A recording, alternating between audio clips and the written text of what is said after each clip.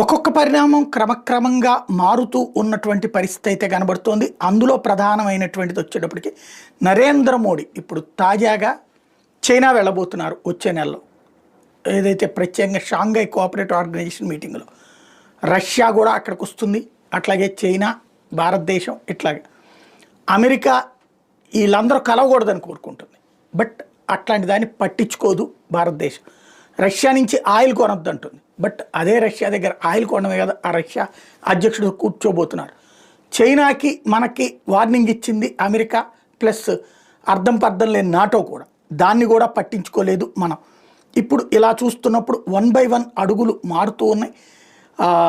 క్రమంగా వచ్చే నెలలో ఈ చైనా లో పర్యటన తర్వాత మోడీ జపాన్ వెళ్ళబోతున్నారు. జపాన్తో అంటే జపాన్ మళ్ళీ చైనాకి శత్రువు. చైనా అక్కడ ఉన్నటువంటి సుంకోసి దీవుల్ని తనది అని